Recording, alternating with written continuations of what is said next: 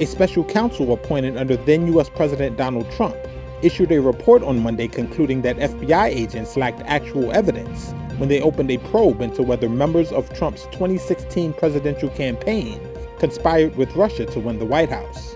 The release of the 306-page report by special counsel John Durham marks the end of a 4-year investigation into potential missteps by the FBI. In the midst of the 2016 campaign, the FBI received a tip that a Trump campaign official had bragged to an Australian diplomat that Russia had offered to help the Republican candidate by releasing damaging information about his Democratic rival Hillary Clinton. That tip blossomed into a full-fledged counterintelligence probe, dubbed Crossfire Hurricane, involving government requests to surveil members of Trump's campaign. That probe was later taken over by special counsel Robert Mueller's investigation into alleged collusion between the Trump campaign and Moscow. Trump raged against Mueller, castigating the probe as a witch hunt. It's just a continuation of the same witch hunt. They know it, and behind closed doors, they laugh at it. It's just a continuation of the same nonsense. After securing indictments or pleas from 34 individuals, Mueller in 2019 concluded that despite an array of contacts between Trump and individuals linked to the Russian government, he lacked sufficient evidence of a criminal conspiracy. That same year, Attorney General William Barr tapped John Durham to investigate the investigators.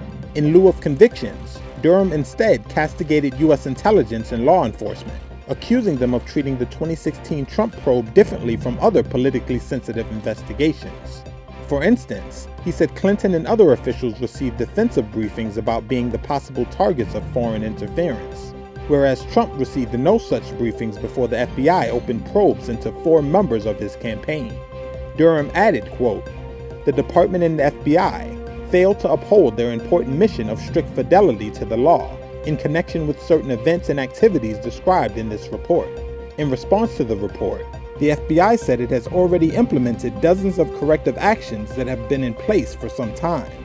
Durham's findings are likely to become political fodder for Trump, who is currently running for re-election in 2024, despite facing criminal charges in New York, and 2 federal investigations by special counsel Jack Smith that are looking at both Trump's retention of classified records and his role in efforts to overturn the results of the 2020 presidential election. Trump said on social media Monday that he was pleased with the results of Durham's report.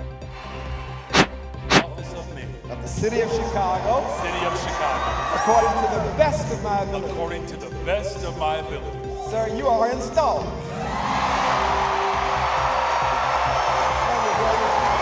Take care of it.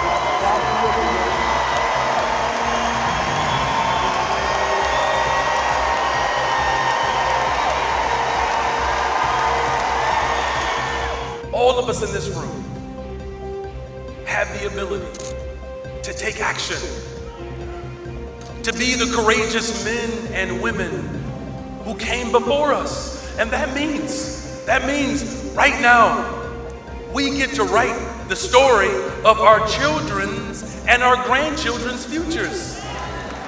And we get to do that together. And what will that story say?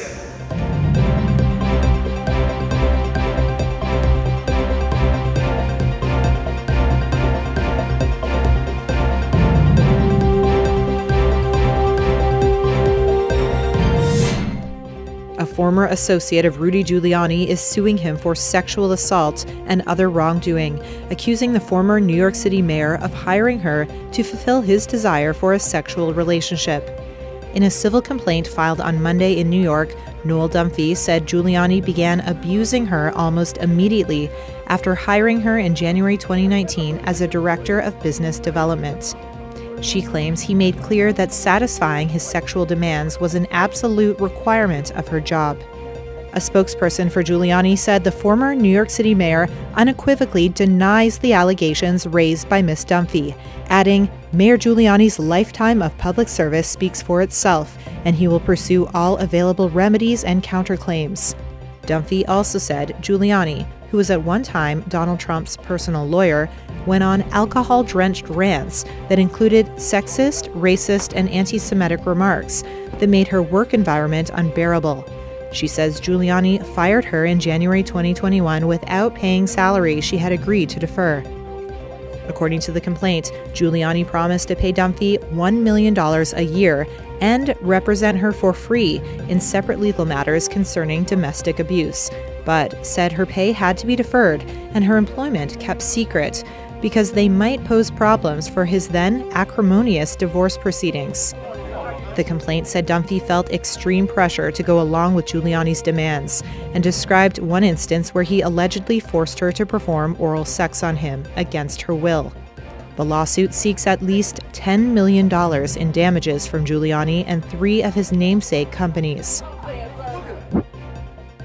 Tesla CEO Elon Musk has been subpoenaed by the US Virgin Islands. The American territory wants Musk to hand over documents relating to the late sex offender Jeffrey Epstein. It's all part of the lawsuit the Virgin Islands has lodged against JP Morgan, accusing it of helping enable sexual abuses by Epstein on Little St. James, a private island he owned there. Lawyers allege that America's biggest bank ignored internal warnings about Epstein for several years before eventually dropping him as a client in 2013. The bank has denied knowledge of Epstein's crimes.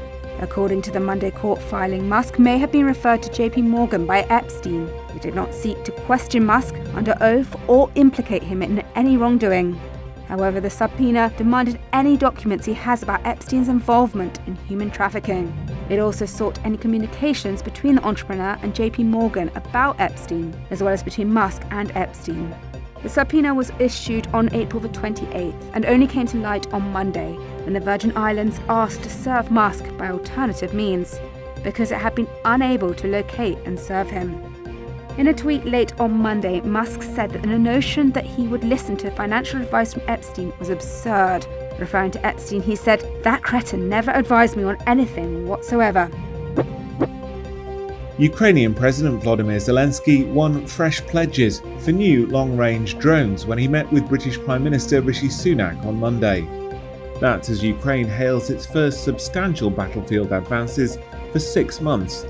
The promise of weapons adds to a haul of Western arms for a counter-offensive against Russian invaders. Since last week, the Ukrainian military has started to push Russian forces back in and around the small eastern city of Bakhmut, its first significant offensive operations since its troops recaptured Kherson in the south in November. The battle for Bakhmut has become the longest and bloodiest of the war and has symbolic significance for Russia. Over the past half of a year, Kyiv has held its troops on the defensive while Moscow mounted its campaign, sending hundreds of thousands of fresh reservists and mercenaries into Europe's bloodiest ground combat since World War II. Kyiv is now preparing a counter-offensive using hundreds of new tanks and armoured vehicles sent by Western countries since the start of this year. Their aim is to recapture the sixth of Ukraine's territory that Moscow claims to have annexed. Russia said it did not believe the added British hardware would change the course of the conflict. Zelensky's trip to Britain was the latest stop on a tour that saw him visit Rome, Berlin and Paris, pocketing major weapons pledges along the way.